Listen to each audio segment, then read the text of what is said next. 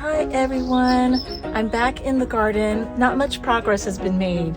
I planted some 14 little boxwoods and a couple more climbing vines, but they're in the infant stage, so you can't really see them that well. So feeling a little bit defeated. I hired a crew to help me prep the land, to grind out all the roots, level everything ready for pavers or bricks, and they didn't show up. So that delayed me another week. I had to find another crew, and they are not going to come until tomorrow to survey the land and give me an estimate. So despite best efforts, things have been delayed. I want to give you a little update on the plantings along the entryway, and things are coming in okay.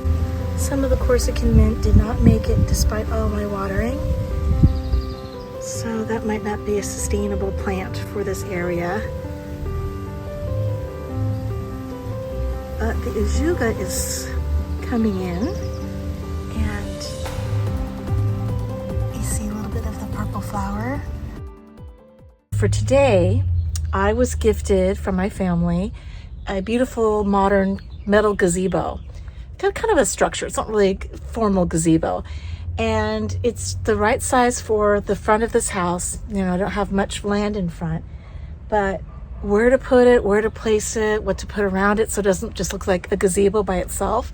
Inside the house, I have confidence. I feel like I have a North Star of decorating. I know kind of where things should go, but outside, I am overwhelmed. I don't know if you guys are like that. Anyway, so today I'm going to do an unboxing. It's going to be pretty short, and I'm just going to kind of stake out the diameter of the gazebo. It's 79 inches in diameter. So I mapped out where I think the gazebo should go.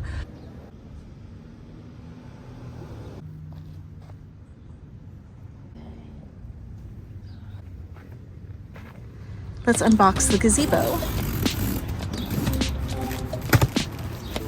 You know, so you don't think that this is rustic. The gazebo comes in a rustic rust finish. So just keep that in mind. Okay, I am putting the panels together. These are the side panels. Okay, here's just a little check-in. I have assembled pretty much the entire dome. My friend Joe is going to help me tomorrow morning to attach the top to the base because it's over 9 feet tall. So I wasn't sure how I was going to manage. Look at my hands. The rust finish, it gets on everything. All my clothes. I'm hoping that once I place this gazebo on top of pavers, I just hope that it doesn't constantly stain the cement or the stone. No, let's do this here. Yeah. My fair lady. Pick it up and just sort of hang it on there. Pick it up. No, that's good. So now what we do is Good for now, right? you put your ladder here. I'm going to try to pick it up.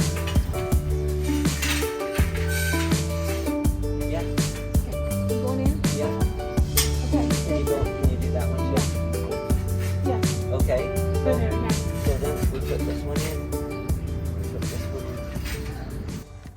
in. You know, I don't know what I would have done without Joe. He made everything work. He put everything together under 45 minutes. And I'm just loving the way the gazebo is looking. Joe, what do you think about the size for the lot? It's perfect.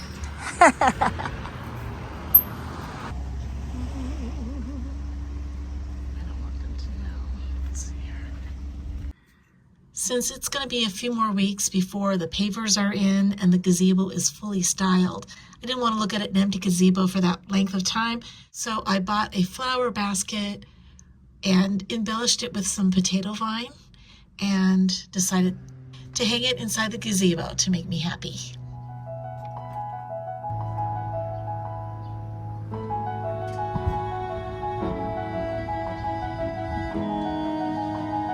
Well, that's it for Nutshell Living. Subscribe if you haven't already, and I'll see you next week. Bye.